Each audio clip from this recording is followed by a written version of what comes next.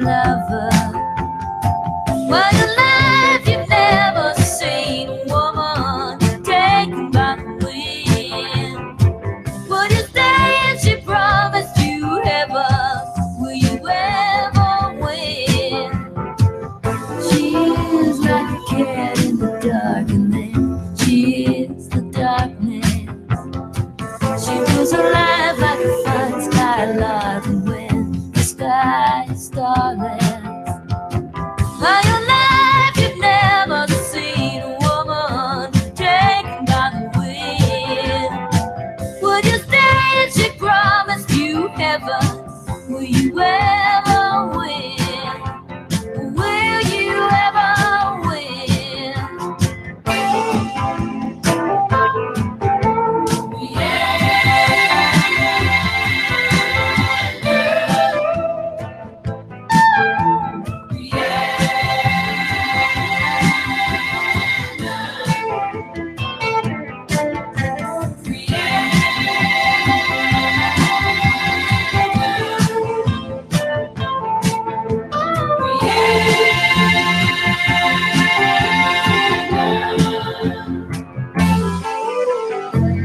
She rings like a bell through the night, and wouldn't you love to love her?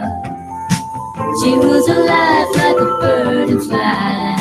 Who will be her lover? While your life you've never seen a woman taken by the wind. Would you stay if she promised you heaven? Will you ever win? Will you ever win?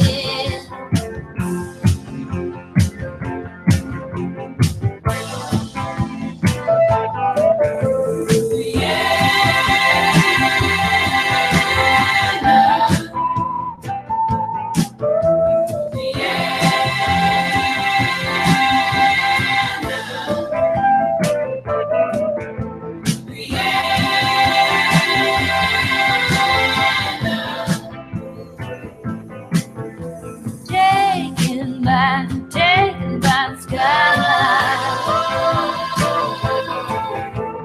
Taken by the skyline.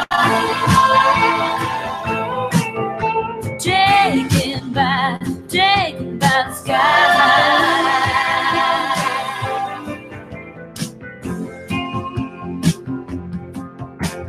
Dreams of one love's taken mine.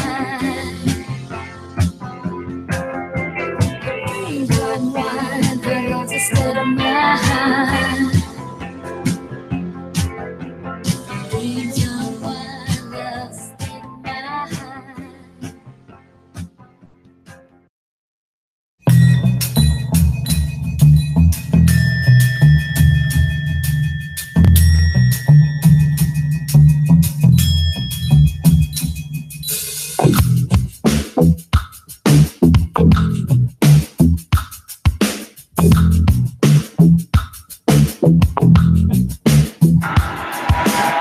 Ancient Egyptians postulated 7 souls.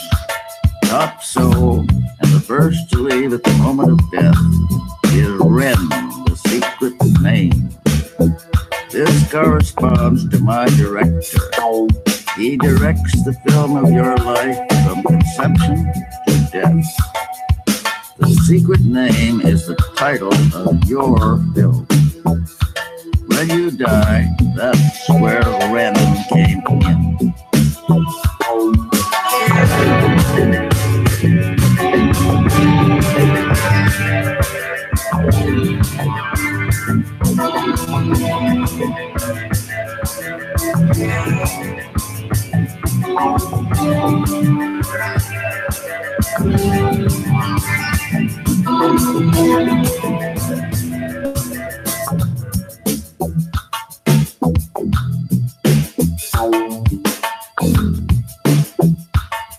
Second soul and second one off the sinking ship is second.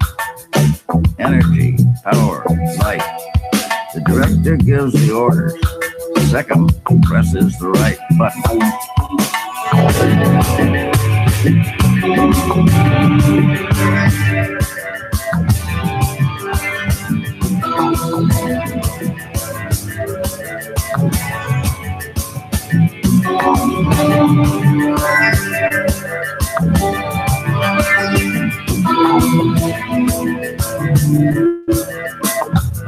Number 3 is the Cool, the guardian angel. He, she, or it is third man out. Convicted is flying away across a full moon, a bird with luminous wings and a head of light. Sort of thing you might see on a screen in an Indian restaurant in Panama.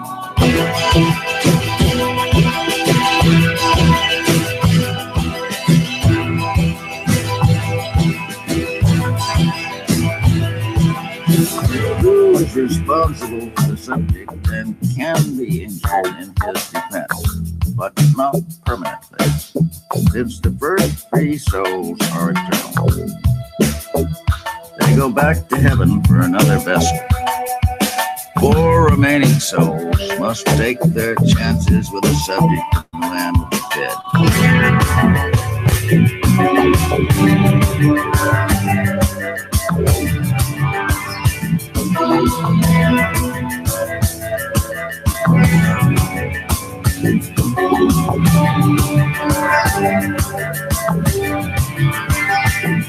It's amazing what you'll learn if you're trying, if you're actually on the lookout for knowledge, if your eyes are open, if your ears are open, and most importantly, and the hardest for your ever-loving blue-eyed ogre, if your mouth is closed, the mysteries unveil themselves.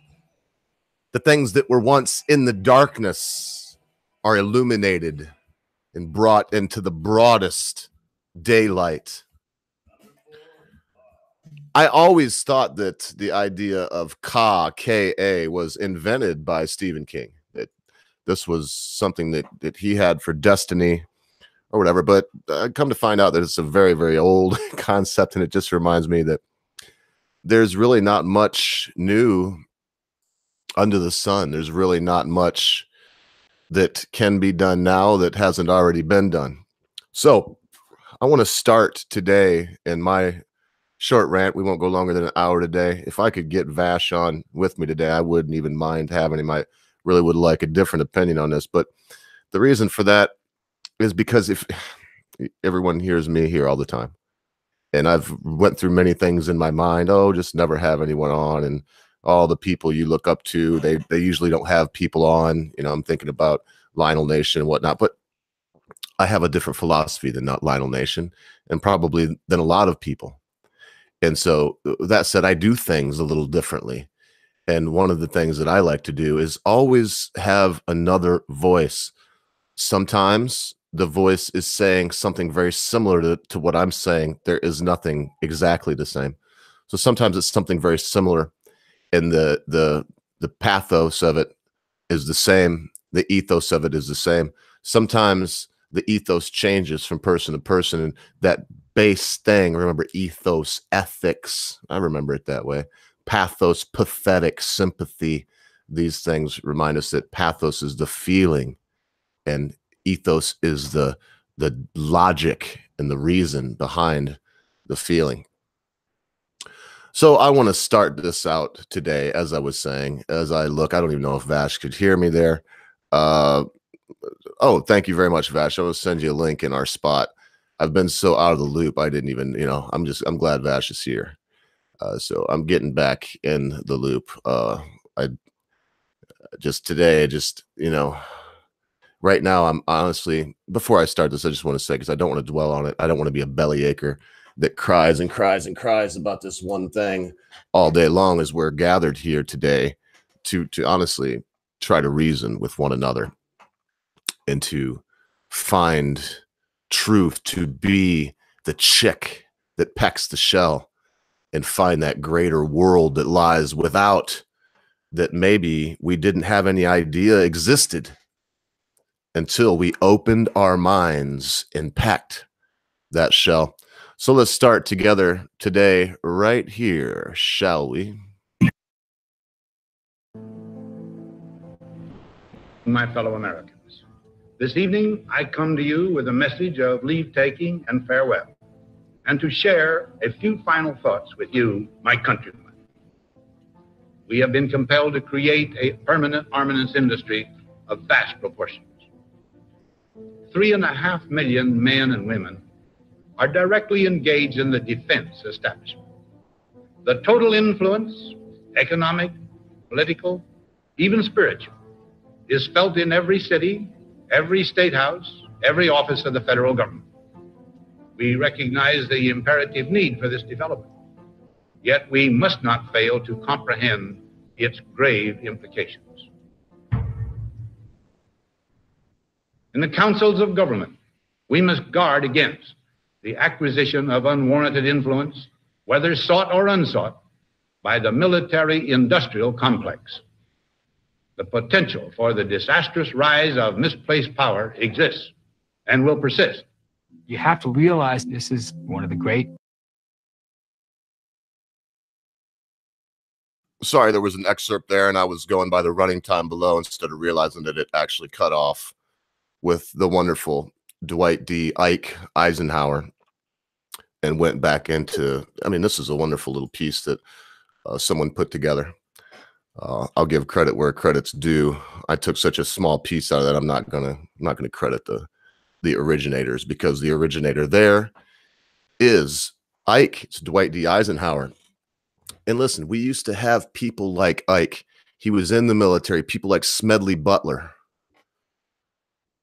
who was the highest rank that you could hold in the Marines, and said that he was just a pawn. He was just an enforcer for the globalists. He was an enforcer for this cabal, this organization of evil, folks. And when I hear people say that this thing doesn't exist, that, oh, I'm a conspiracy theorist, and that people that believe it are conspiracy theorists, this is one of the things that really bummed out the Britisher about me. I know it is, because I wouldn't let it go. I wouldn't accept his ignorance for anything other than that, just ignorance, a sheer lack of knowledge and enlightenment on a topic. So when I hear a very intelligent, brilliant person like the Britisher say, well, really, people, if you think that there's a cabal in the world working for their interests in order to destroy your freedoms and bring about Ragnarok itself, I say bosh and balderdash to you. Well, that's fine. I choose not to close my eyes to what's right there in front of me. I choose not to say, okay, this is another military man saying something else. And what is that? Who is it? I'm going to get to it.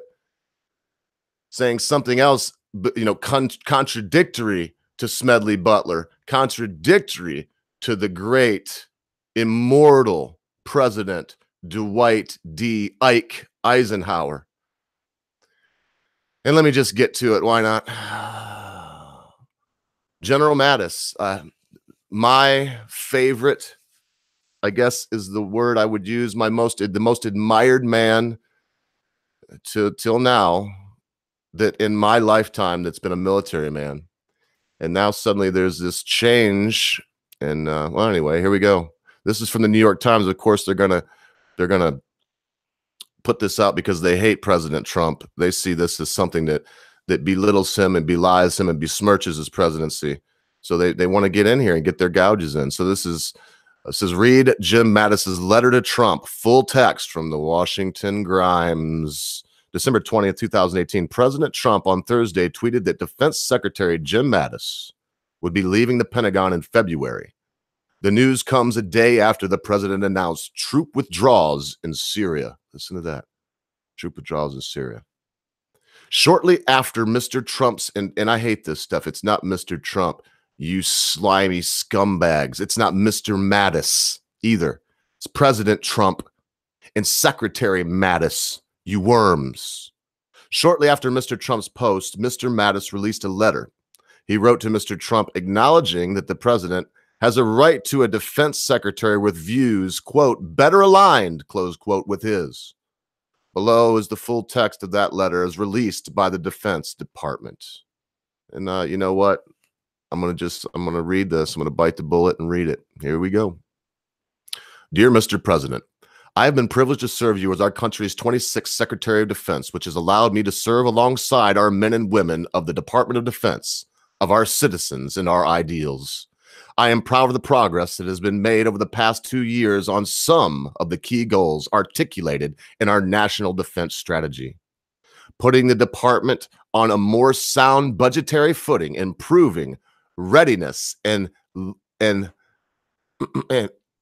lethality in our forces, and reforming the department's business practices for greater performance. Our troops continue to provide the capabilities needed to prevail in conflict and sustain strong U.S. global influence. One core belief I've always held is that our strength as a nation is inexorably linked to the strength of our unique and comprehensive system of alliances and partnerships.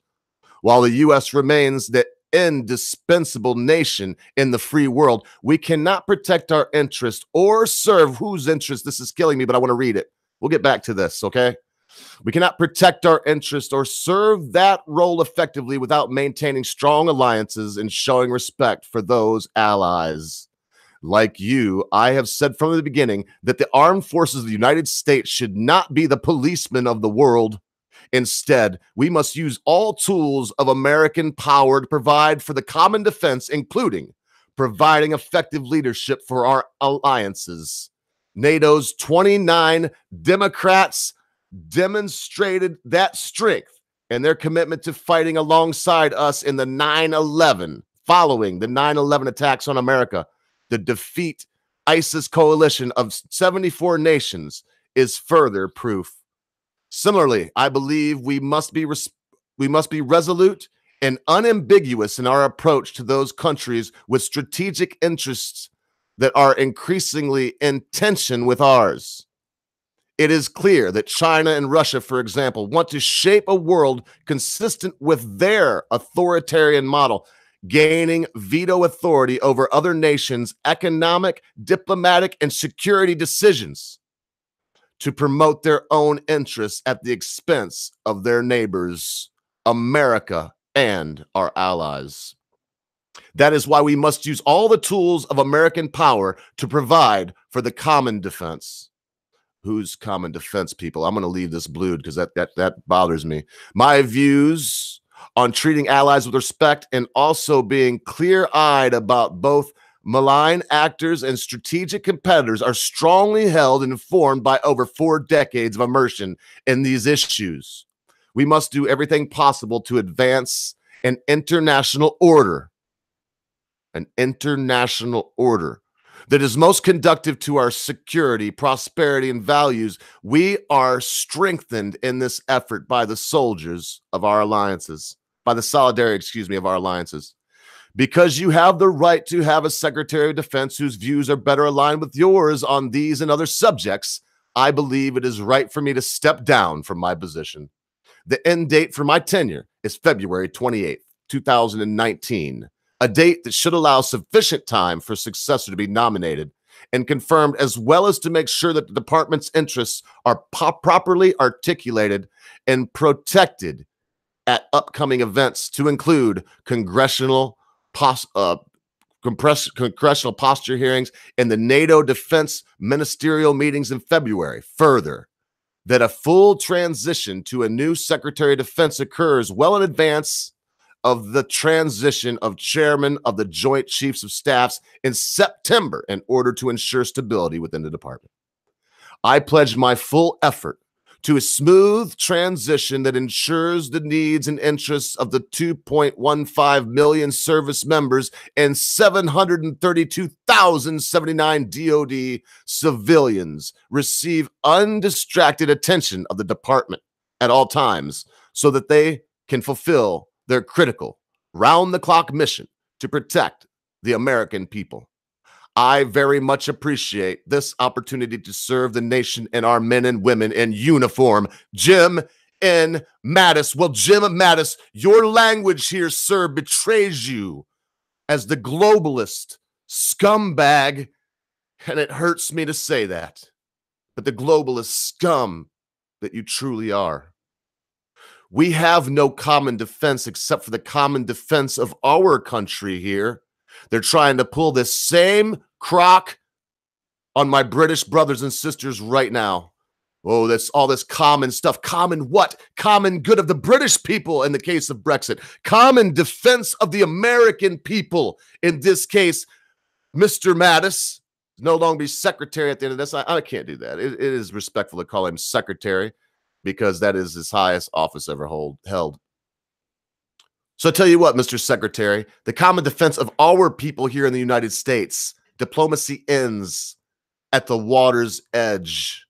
And he makes sure that he says we need to do everything possible to advance an international order that is most conducive to our security, prosperity, and values. He doesn't say anything about liberty here. This is a globalist dog whistle. This is a new world order man that is telling you that Donald Trump is not of the new world order, and therefore General Mattis can no longer be part of his cabinet.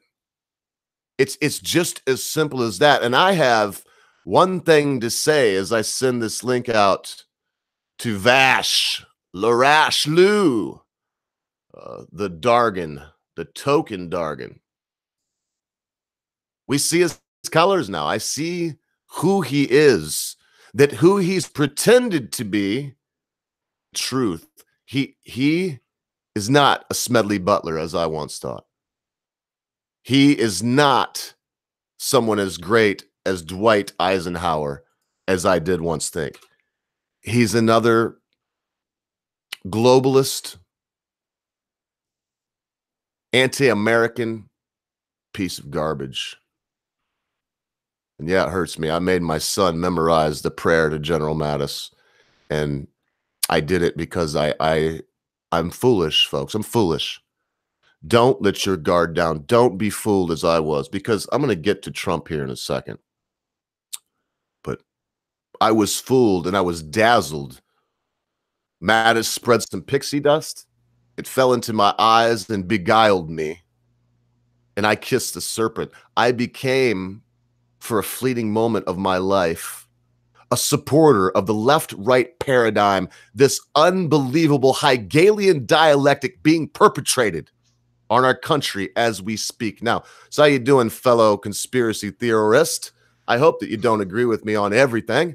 We never know. I'm not asking you to disagree if you really don't. We don't make controversy here if it doesn't already exist.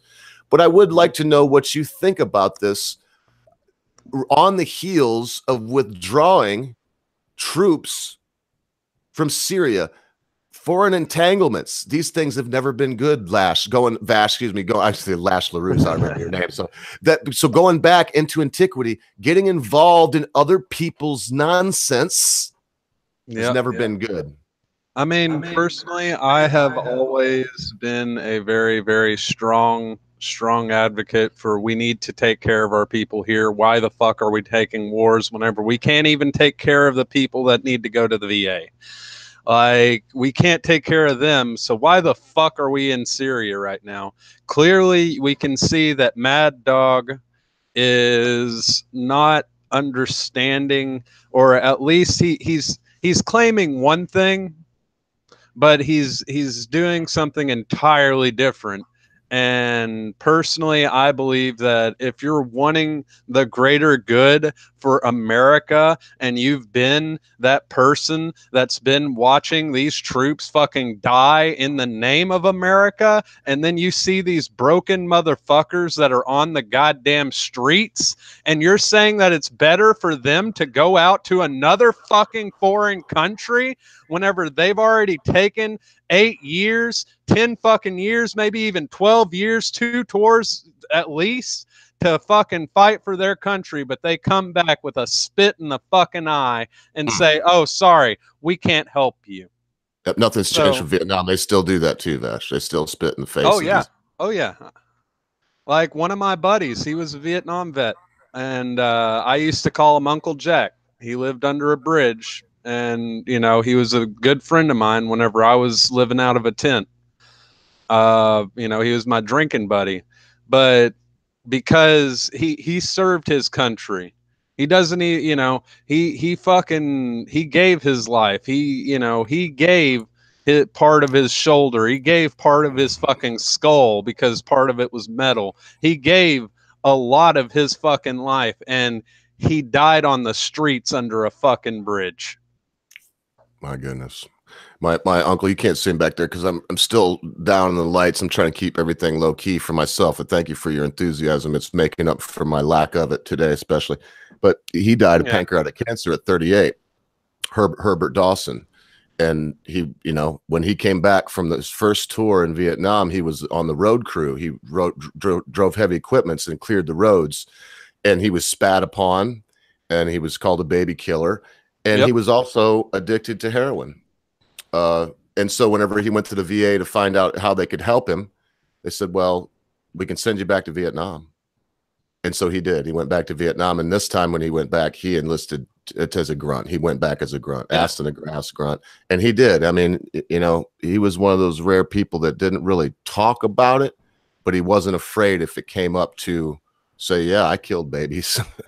I mean, you do. It's war. War is hell. War is always going to be hell. You're going to do some fucked up shit. Like one of my brothers, I'm not going to say anything too much about him, but there was a moment where he had to choose whether he had to shoot a kid that had fucking explosives strapped to him or let his fucking friends die. That was their favorite trick, Vash, because they knew that most of the time an American would not, they just wouldn't do it. They had to be hardened. They had to have already seen 10 of their buddies get blown into pizza toppings and the child is dead anyway. And then once they saw that, yes, they did. And then, I mean, what we often do, Vash, is because who is the evil one? The young man that has been engineered and geared and turned into a killing machine. If they've really listened to their training well, they have no thought even for their own life. Is that person evil? That in the throes of battle, they pull, I can't remember the name of the movie with Michael J. Fox and a few others in it, and they rape this girl, and they paint that this is such a horrible thing that just happened. Yes, rape during war, folks, happens. And I'm going to show the same kind of compassion for that happens during war that people show to pedophiles and to rapists that go to prison knowing that they will be raped. It happens. All right. It happens. And if you really have a problem with it, Vash, I don't know if you'll agree with this or not, but if you really have a problem with it, then lay the evil at the feet of the evil doers and ask General Mattis, when you had the chance to reprimand President Trump for bombing Syria after he said that it was a bad idea and there's no reason to bomb Syria, then bombing it, and you and everyone else, Democrats and Republicans, slapped him on the back for bombing Syria. Why now are you resigning? Because he's pulling our troops out of a ridiculous foreign entanglement. Fuck you, you globalist fucking shill that obviously don't give a fuck about your boys in harm's way. Yeah, how dare you fucking quote that you are there for your troops whenever these motherfuckers, these guys are willing to die for you if you give the fucking word. They're willing to fucking jump over a fucking grenade and die. And you decide to betray them.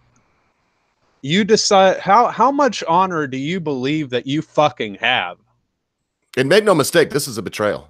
Make no mistake. He is probably, in my opinion, still the best Secretary of Defense that we could possibly have. Oh, he's just showing his true colors.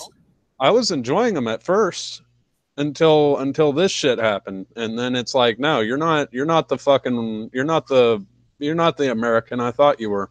No, he's not. He's a globalist. He gives us these very strong, I hate to use their words, but why not? He uses these very strong dog whistles, the common defense. When he's talking about NATO, he's not talking about the United States. Now he's talking about the United Countries of the world. And fucking NATO, if I'm correct, wasn't that only around, and it was meant to be a temporary solution in order to get our forces together and everything. And then it was also meant, if I'm correct, during like Churchill's time, it was meant to be dissolved after. Well, it's the North Atlantic Treaty. So I'm not talking sure about the forces. The forces. I'm not sure that it was ever meant to be dissolved, but it was. I think the spirit of it. I can easily look up their mission statement instead of us both speculating. Let me just look up NATO's mission statement while you fill some air if you'd like. Yeah, because personally, I believe that for one, most of the forces that are in NATO that are being sent out and everything, guess what? America.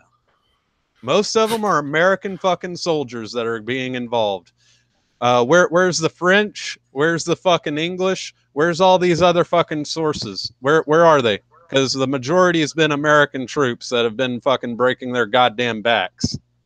Mm-hmm. You know, the funny thing is as I look this up, you'd think that their mission statement and their constitution would be the first things that come up, but I'm not sure they have either of those two very normal. I mean, if you and I were going to sit down and start a business together that was a service-driven business, we were going to sell toothpaste, all right?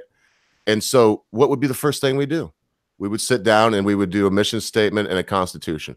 This is what we're here for, and these are our values and what we believe in. They apparently, I mean, as I'm looking, what they have is this little blurb that says NATO's new 10-year mission statement.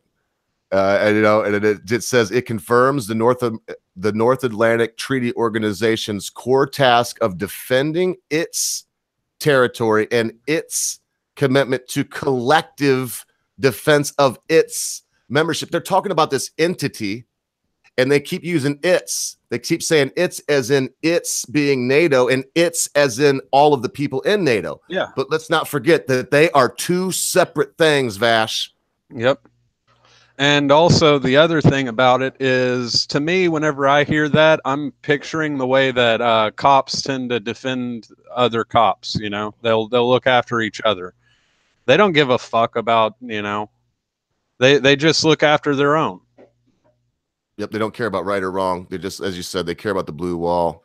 So I want to just ask you, and really give you a chance to, because I don't know that I know that you're a very intelligent man. That's what I know about you. So what the depths, and I think you and I have even in one of my drunken stupors in this pain. So I may have muddled if it was even you. Seems like we talked about the Rosicrucians and a few other things in the past. But is it so bad? Am I out of my mind? And you noticed it too. So at least I know that you see the terminology. Am I out of my mind to say, hey, wait a second, let's back the unity train up. And I don't want to hear about any kind of universal world order. I don't want to hear about any collective defense of the NATO and its members and its territories. Because apparently, if you think about it, the United States is what? Is it a territory of NATO according to NATO itself? If I'm correct, no. Well, it is, because it says, hang on, let me look. It says, prove a 10-year mission statement. It confirms that the North Atlantic Treaty Organization's core task of defending its territory and its commitment to collective defense of its members. So it's alluding to its territory is where? It's so vague that it could claim literally any of the organizations or anyone that's a part of it to be its territory. And I believe that that's fucked up. That's what it is, mate. That is, and it is being, it's not coming right out and saying you all are part of our territory, but it's saying it. And so, because I am talking a lot, I got to hear this from you. So where is the problem in the United States being a territory of the North Atlantic Treaty Organization or anything else outside of the United States of America? That they can use the military as their own personal police force. And I personally disagree with that, because if they're going to do that, then why the fuck have them as the government military doing the shit instead of having their own fucking forces that are volunteering to do the shit? Like NATO, if you're wanting to have your own fucking forces, make sure that they fucking agree to what you're wanting them to do. Yes. But then also, couldn't we say that if we're part of NATO, and let's use the one that would probably not come back to bite us in the next 2 days, but isn't that saying that we now have to put Great Britain's interests at least on a par with ours? And isn't it further saying that NATO would not only regard us both as their territory, but when it came down to making a decision that would affect the two countries, they would choose to make the decision that would help NATO, regardless of which one it hurt? Yeah, that's all they're looking at, is they're just trying to look for their own personal, gains in it. And I think that with that, and the fact that they're wanting to defend and liberate, this is just giving me flashbacks to our Operation Iraqi Freedom and a bunch of other shit that we weren't even supposed to be involved with. And to be honest, I think Mad Dog here is wanting to continue that, because let's face it, Gerber's been making a shit ton of money. The Koch brothers have been making a shit ton of money off of it. The people that are making, the arms dealing and everything, they're making a shit ton of money. So Mad Dog, how much money is coming into your personal fucking wallet whenever you're saying this shit that it would actually have you want to resign? Like, I mean, personally, I don't fully like Trump, but at the same time, on this end, I was actually going, he's backing out of Syria? Fuck yeah. All right. We're going to get some. All right, cool.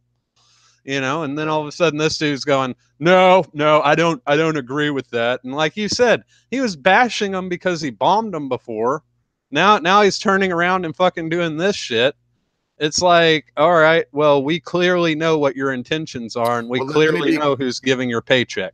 Let me be clear now, because that's where I started. Because I don't want, maybe you heard this from me, and maybe you heard wrong, but I don't want to get any false news out. It will be fake news, either on purpose or inadvertently. Mattis did not bash Trump for bombing Syria. He was loving him for it. I was saying Trump bashed Obama for bombing earlier, said it was unneeded. I can't remember if it was 2010 or when it was. Yeah, it was unnecessary. But yeah, and then when he bombed them, Mattis loved it. He got bipartisan support. Everybody's so happy when Trump, or any president seems bombs. I don't know if you know it. Obama's the first president that we had that was at war every single day of his presidency. We don't need that shit anymore. Let's not fool ourselves. Trump's not stupid. He knows that if he put more troops in there, if he bombed some more people, his approval rating would go up. Hell, if he just declared war on a random person, wouldn't matter what for. It would not matter what for. When we go to war, presidential approval ratings always go up. I'm just saying with you, Mattis, what the fuck? I thought that you wanted to help our country, and that was it. Are you now saying that this is something that is bad for the world community? Therefore, you can't. And I'm with you. That's the best question I think that you and I could ask, and anyone could ask this man if we had a chance to speak to him. Why? Tell us specifically why you're resigning. What part of the policy is so abhorrent and egregious that you are now resigning the coolest post you could have as a military man? I know we could all agree on that. Or one that has the most honor or merit. Yes. So I don't know if you want to. Yeah, go ahead. To me personally, if you are highly regarded in the military, then you should look after your troops. You should look after the people that are breaking their fucking back. Just like in the same way that if you're a factory owner or a factory mogul that owns a few factories, you should look at the people that are making your shit and look at their morale. Guess what? The military's morale, not very high.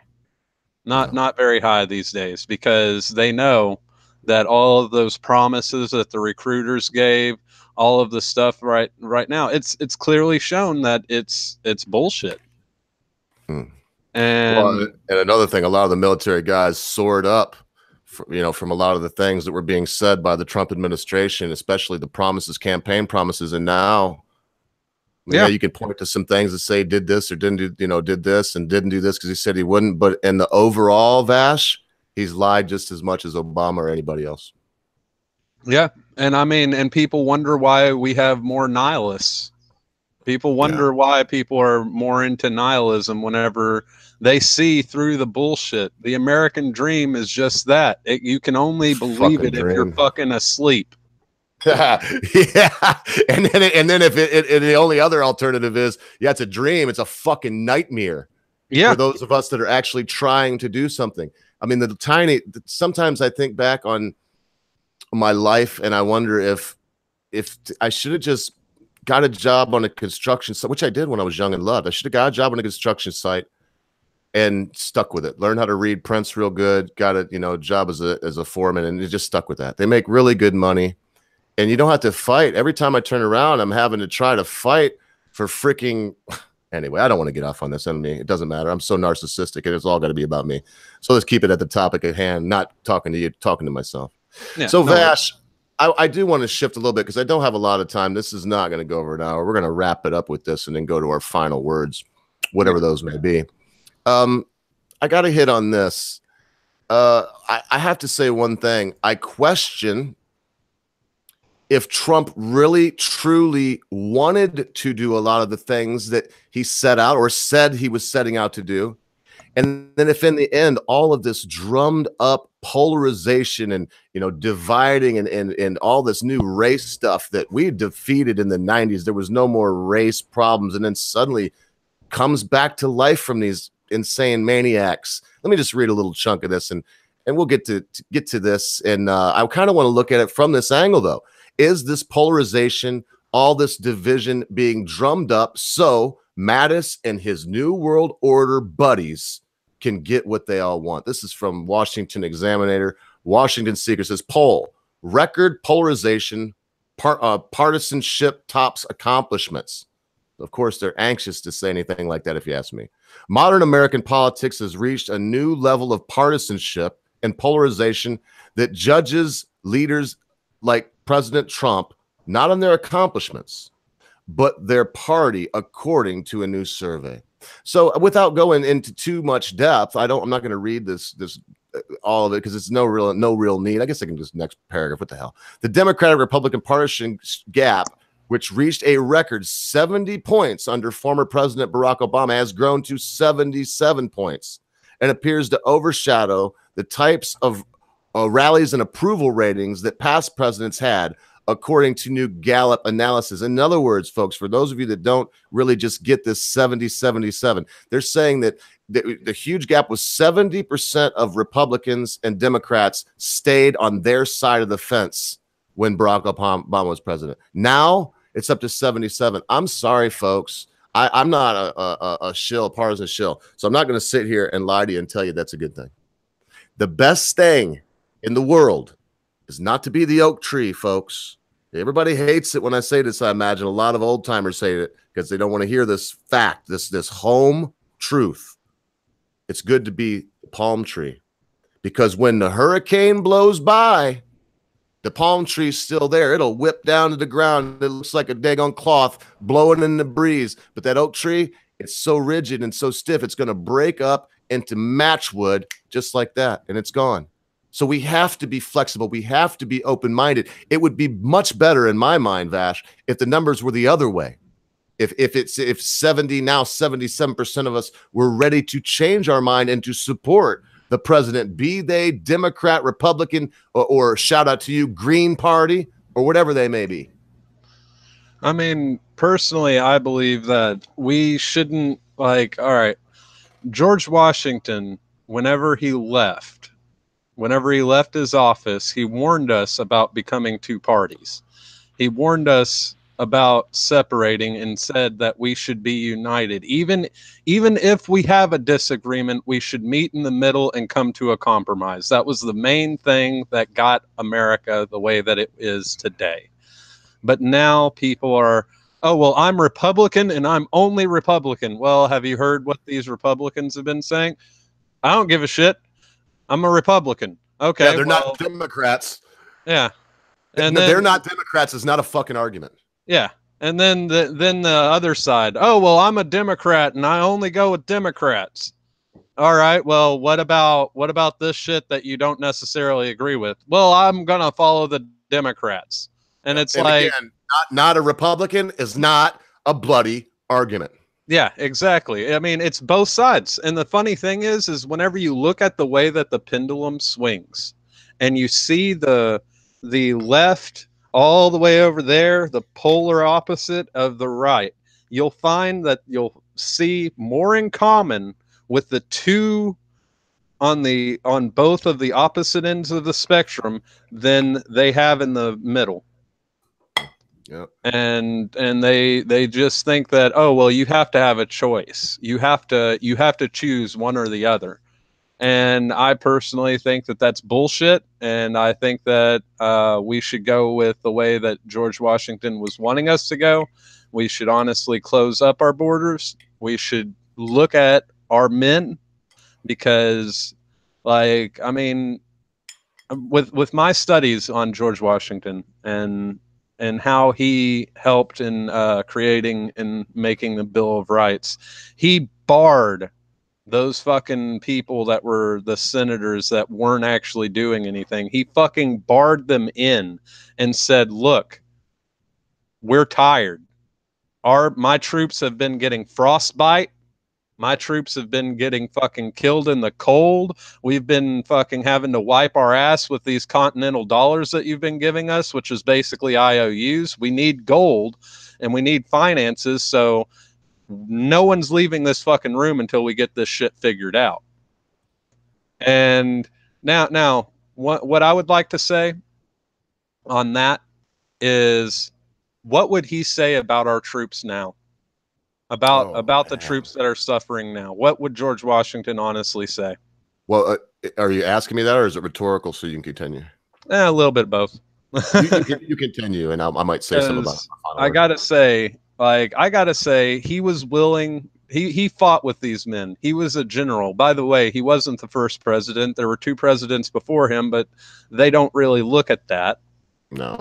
They see George Washington as the first president. He was a general before he was president. President, yes. And he was a fucking fox of a general. British called them cowards, and well, according to their definition, yeah, sure, he was a little bit of a coward because of the tactics that he used.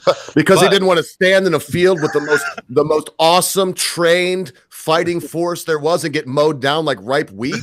Okay, all right, chalk me up as a coward too, because I'd have been on. Yeah, exactly. Like, oh, we don't want to go in line and just march forward like these fucking drones. We want to camp and actually fight with guerrilla warfare tactics. Oh, sorry, Britain, you can't fucking adapt to that shit. Too bad. Yeah, so know. but you were educating me before I jumped in, as I always do. So continue. Like, it was just like we're talking about some really strong fucking men that were soldiers that started the Marine Corps. If you listen to the Marines' little fucking song, you know that started the Marine Corps, and you know that those men were hardened fucking men due to war, and they started as farmers. They started as just regular fucking people that didn't know how to so much as shoot a gun. No. Well, in a lot of cases, they may have shot a gun maybe to get a deer or something, but the idea of loading it fast to be able to shoot, no, they did. That was just exactly. They didn't have any grasp of that, or trying to fire under fire. I mean, a gun was really looked at in the proper way back then. It was a tool. It wasn't something people had a stigma around or were afraid of. Look, I don't want to get too far. So let me turn it around, and I want to ask you. I want to hear this from you. I thought you'd answer a little more clearly. So, of course, it's speculation. The man's been dead for over 200 years. Mm-hmm. How would President Washington, sounds like you've studied about him, maybe you're in his mind a little bit. How would he feel about this withdrawal? And more than that, you can start with that. How would he feel about this withdrawal from Syria? And then to expound, how would he feel about all of our so-called wars right now, like Afghanistan? Yeah. For one, he warned us that one of the main ideas was we weren't we were the Democrat. We were the democracy. We were different from all of these foreign countries that had their own government. To China, we were considered an experiment because, you know, the Chinese had have dynasties for, you know, hundreds of years, generations upon generations that lasted. So to us, to the rest of the world, we're kind of an experiment because we haven't been around for too long. But at the same time, George Washington would not have agreed for us to go into any of these foreign wars. He would have wanted us to stay with our borders. He would have wanted us to have our military forces here in America. No, wait, hang on. Let me just, because our time is short, so I'm going to press you very quickly. You said any of these wars, so you're saying that if he was alive on 9/11 and these hijackers, mostly from Saudi Arabia, jumped on a plane with Jewish money backing them. I'm a Jew. I can say that. Don't hate me. It's the truth. And everything burnt up. Steel girders melted from the heat, but their passports fluttered down. So what I'm trying to say is that you're saying that he would be so unpatriotic that if he was alive after 9/11, he wouldn't have wanted to go and attack Iraq? He would have attacked it, and there would have been a campaign out of retaliation. However, that's also because Bush couldn't fucking spell Afghanistan. Okay, personally, right. That's my opinion. And Afghanistan, the only reason you said Afghanistan is because that was allegedly where Osama bin Laden was at that time. When the fact of the matter is if we wanted to attack anybody, it should have been Saudi Arabia. Yeah. And so, look, but I would say this. You gave your answer. I'm going to give mine very briefly. No way. He would have said, what? We don't have an enemy here. Is someone trying to create an enemy to unify the country? Okay, we can find a better one. But right now, this is very ambiguous. We're not going to attack our best ally in the Middle East right now, our buddy that we've helped to gas the Kurds and such. We can't do that. We helped him gas the Kurds. Why would we make it? Anyway, so I said it wouldn't be long. I believe that he would say what many of the founding fathers said. Foreign entanglements, no way. We don't want any part of them. We like I said, the most that he would have done with the action would have been a reaction, but for the most part, he would not try and be involved with the type of war that they are a part of.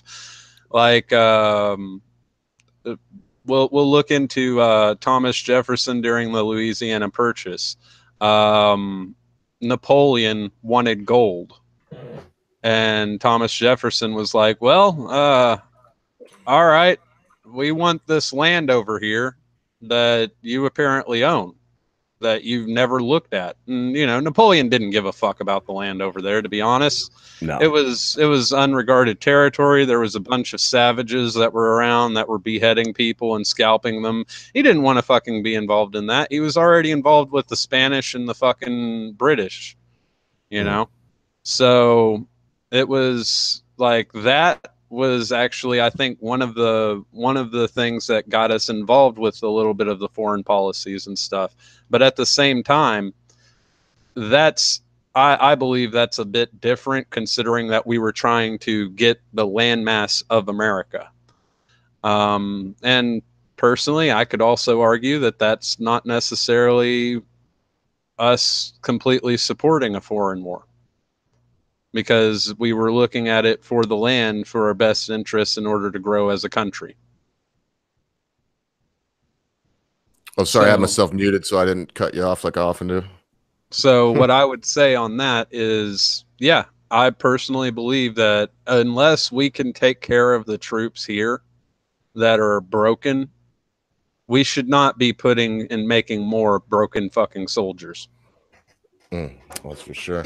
So as we gear up for our final words, and once you answer this, I'll have a couple things to say to let you get your mind together and shift gears, because we're gonna shut her down here very quickly. It breaks my heart because Miss Quinn just got here, and I do love that young lady. What a wonderful young person. In fact, the Quinns in general, Lord Quinn and Miss Quinn, are just wonderful people. They really are.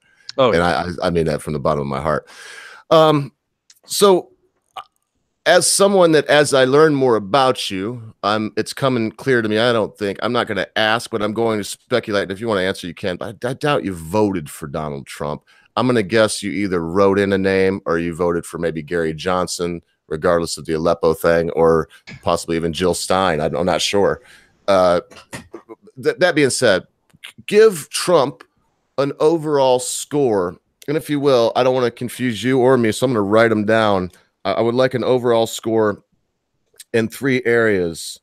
Number 1, is he keeping his promises?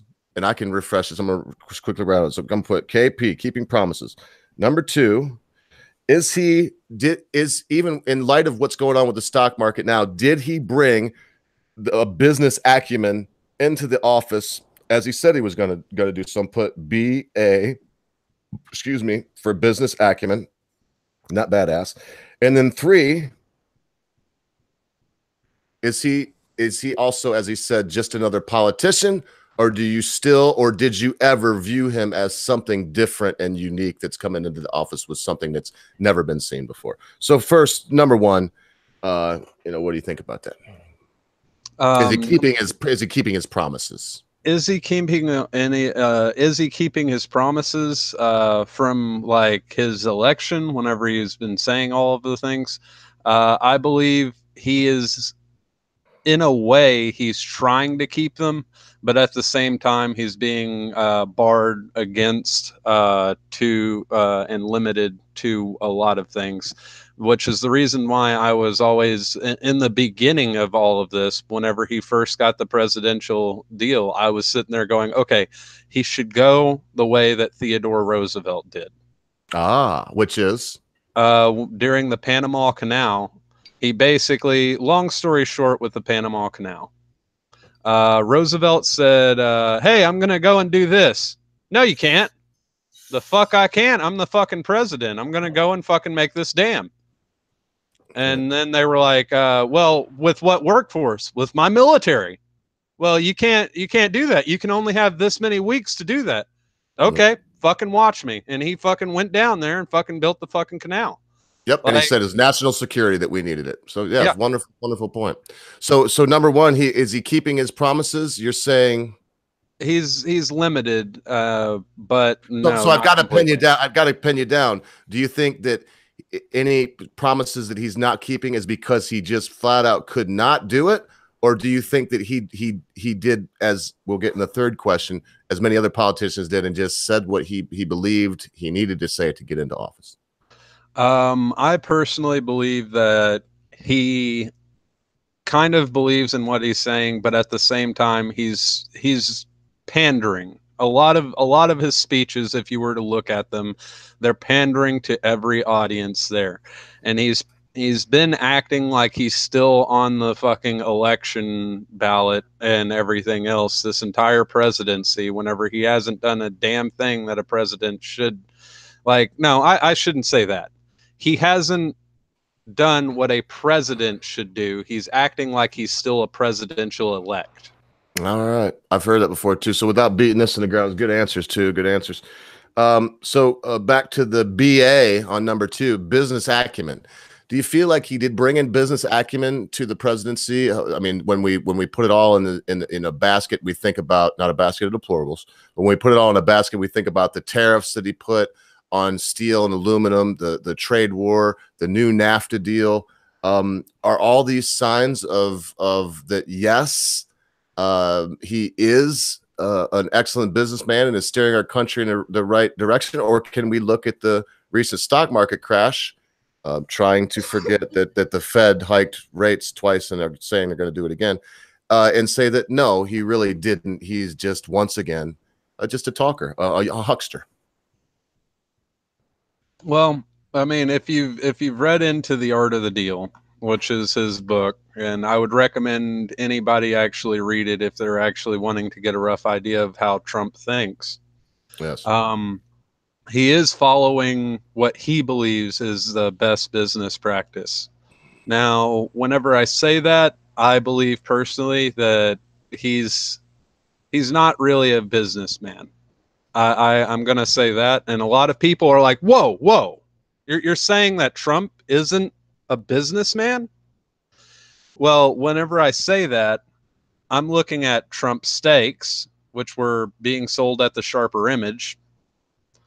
I'm looking at all of his business deals before he became president, because if you're going to look at a businessman, you're going to have to look at what he has done for the businesses that he was a part of. And Trump Steaks was not a good idea.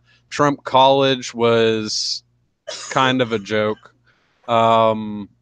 There were many different ideas that he's had that hasn't necessarily panned out in his favor. However, he had enough wealth to make sure that, you know, he basically looked through the loopholes of it. Now, is he a businessman in that regard? Yeah, you could say that, because otherwise how could he not know the different loopholes that he can go through? Without the lawyer and everything else. Now, the way that he's been doing this high turnover rate with his cabinet, I personally believe, and I've always disagreed with that type of business deal.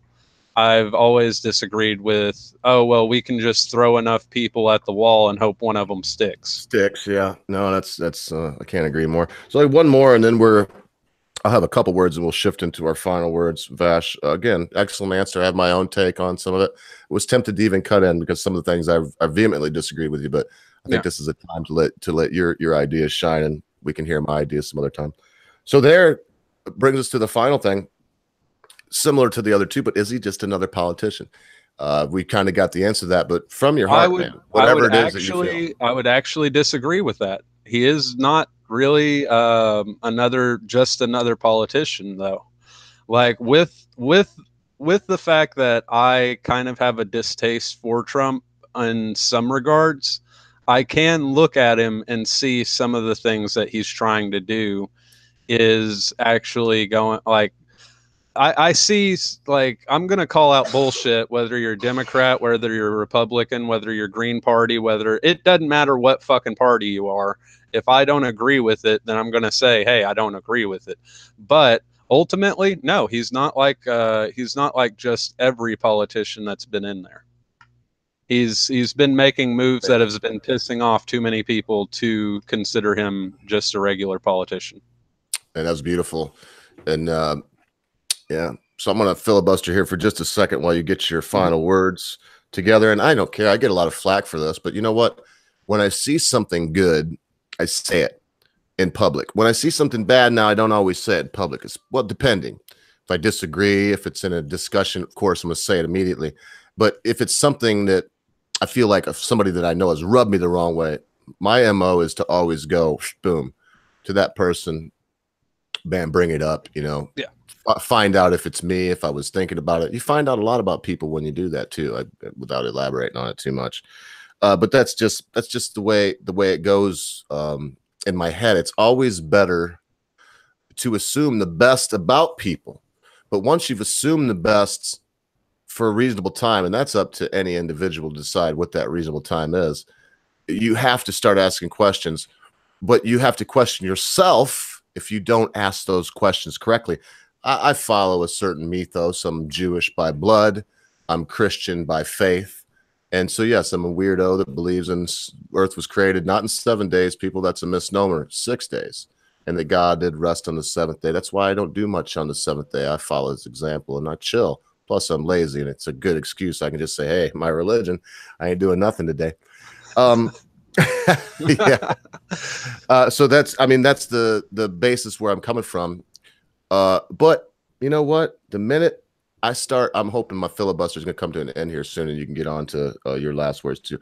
If I change who I am, this was the whole genesis of this ramble too. So let me just get to the point. If I change who I am to please someone, then eventually there's nothing left of me. The old adage is, if you try to please everyone, you're going to end up pleasing no one. And that's so true. Now, another part of that old adage is usually, so just try to please yourself. I don't go for the to thine own self be true and, you know, do as thou wilt is the whole of the law. I don't go for that direction. I'm somewhere in between. So I might tell you a little bit of that in between on my final word. Vesh, It's such a privilege. Remember, you have 5 minutes, and in this 5 minutes time, you can talk about something we talked about today, something we talked about the day before yesterday, another time, something we never talked about before, something that's been on your mind, something that just popped into it. The only rule is I will not interrupt you. I will not put in any of my own 2 cents. And you, once again, have 5 minutes to do that. Thank you so much, Fash. All right. Thank you, Ogre. And I got to say, now, keep in mind, whenever I say these things about Trump, what my analysis is not necessarily looking at it I'm trying not to look at it in a biased lens. And whenever I say that, I'm meaning you have to look at the person, you have to look at their actions, you have to look at their history. Now, whenever you're doing that, you'll find patterns, and then you can anticipate what that person's next move is going to be. Personally, I actually had a chance Trump was actually golfing during this time over in Indiana, and my cousin was one of the people that were the bartenders there. And I actually got a chance to, I didn't get a chance to talk to him, but I got a chance to look at the guy. The way that he presents himself, the way that he carries himself, he is a person of business. Now, does that necessarily mean that all of his business practices are going to be correct? No. Look at fucking Walt Disney. Look at how many bankruptcies that Walt Disney had before he actually created Disney World or Disneyland. This is showing that there are going to be multiple times where somebody is going to have a hiccup in business. But looking at the man as a president and looking at his actions, he might be a little bit arrogant. He might be a little bit bullheaded. Yeah, sure. A lot of people could say that. But can you actually argue against what he's been doing, especially whenever he decides to pull back from Syria? Whenever you're looking at those decisions, are you going to just antagonize him because you disagree with the person, or are you going to look at the actions themselves and make your judgment on the actions of it? Because if you're just going to look at the person, you're not going to get anywhere in politics or in anything for that matter. And whenever you're looking into it, like I said, there's some things I disagree with Trump. There's some things where I will not see eye to eye with it. But at the same time, I will say whenever it's correct, it's correct. And so far, there's been a few different things that he's been doing that, hey, good on him. I wasn't anticipating that he was going to do that, but it took me by surprise. So I was like, you know what? Trump's actually bringing people out of Syria. Trump's actually, doing a couple of things with the Wall Street and stuff. All right, well, let's actually, hold on. Let's give him a fucking chance, instead of going, oh, well, Trump agrees with this. I disagree. So, yeah, I mean, that's what I like. We've been saying about how Democrats and Republicans are always going up against each other, but both of the polar opposites are both inconsequentially similar than the people that are in the middle. Now, as for Trump, I think he personally, if I were to look into his mind, or if I were to think I can look into his mind, then I can see a man that is going, well, I'm damned if I do, damned if I don't. So fuck it. I'm going to do what I think is right. And personally, Trump, I got to say, I would, whenever I didn't have a chance to shake your hand, I would honestly shake it now for the things that you're doing over in Syria. And that's my ending statement on it. Awesome. So I guess I have to ask you, you did go to a Trump rally and had a chance to shake his hand? No, it was during the time that he was golfing, and he went up to the bar after he was done golfing. So, or whatever it was, you were there and you had a chance to talk to kind of like contact him, but you decided at the time just not to do it. Yeah. Oh, things like that happen. That's very cool. But I mean, it's also cool that you exercise your right and human ability to just say, well, but like I said, the conversations are over. That struck me, and it's interesting. I guess I'm going to start my final word as I hit my countdown, because I'm not going to go over my 5 minutes. There's a lot on my mind. keep me from rambling if I have to look down at this timer once in a while and see it taken away. I saw Uma Thurman walking through the Altamont Springs Mall, and let's see, it was 1989, and I was just a young man, and I attempted to approach her. It was Uma Thurman, because I mean, I know for a couple reasons, but the main reason is as soon as I tried to approach her, said I was very young, but I was smart enough to remember to say Mrs. Thurman, and you know, I mean, these dudes kind of barred my way. I was just like, Mrs. Thurman, I just wanted to say that I loved you in Dangerous Liaisons. It was a movie with John Malkovich was in it. If you haven't seen it, watch it.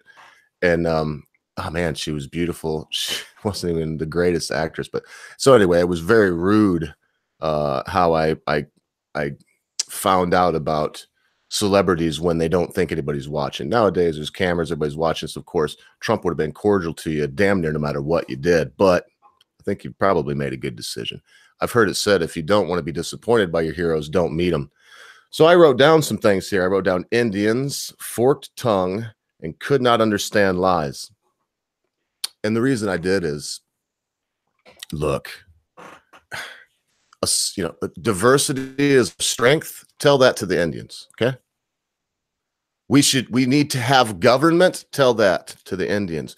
I want to say some things very briefly that I often mention about the Native American tribes that were here.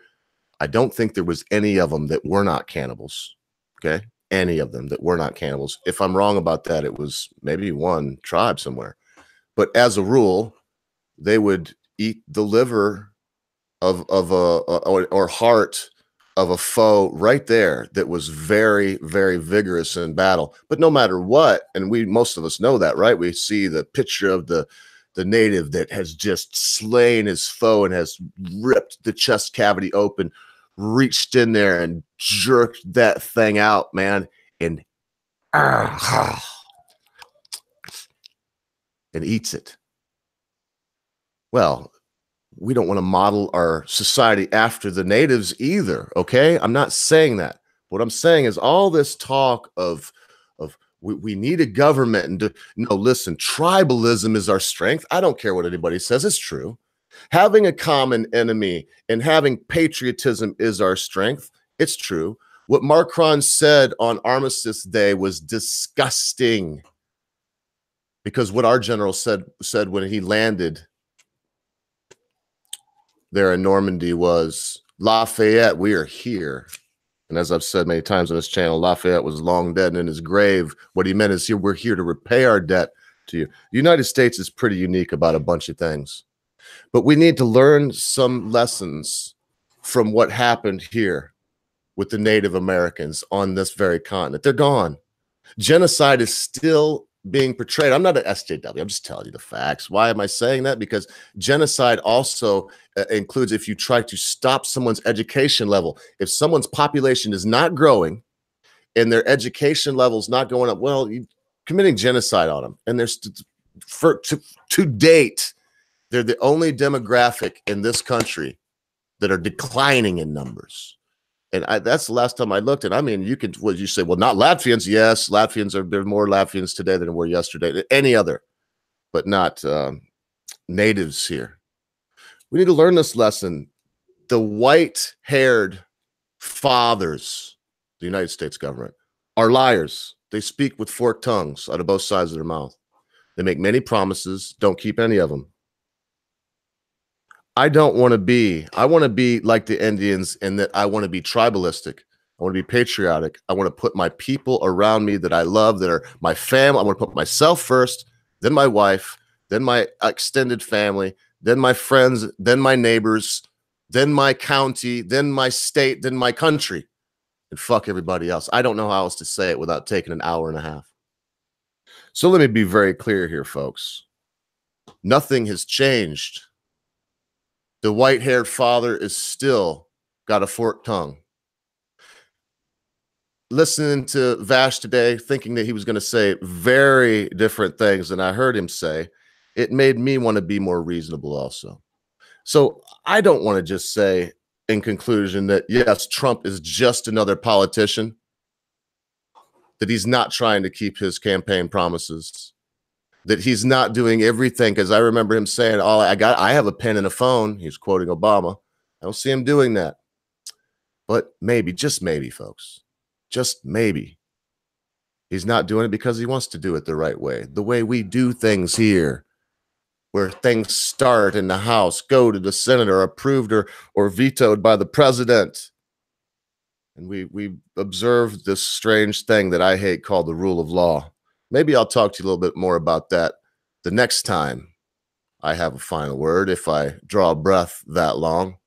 But I want to remind you, if you think you need laws to tell your neighbors how to do anything other than not rape, not kill, not steal, well, then you're saying that you need a bunch of laws telling you which way to turn and how fast to drive your car and whether or not you have to have insurance on it. Listen, forget everything I said. Forget everything Vash said. None of it really matters. We're just fleeting here. World's a stage and we're just players in a very, very short play. But remember this. Be good to your friends. Be good to your family members. Be good to your loved ones.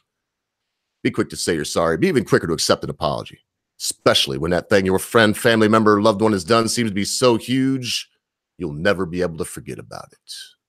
Because constant viewers, Vash, my beloved friends, family members, and countrymen, at a time you think not, your friends, your family members, your loved ones, your life, and the Christmas season itself will depart from you. Merry Christmas, Happy Hanukkah. Kwanzaa is not a thing. Ha!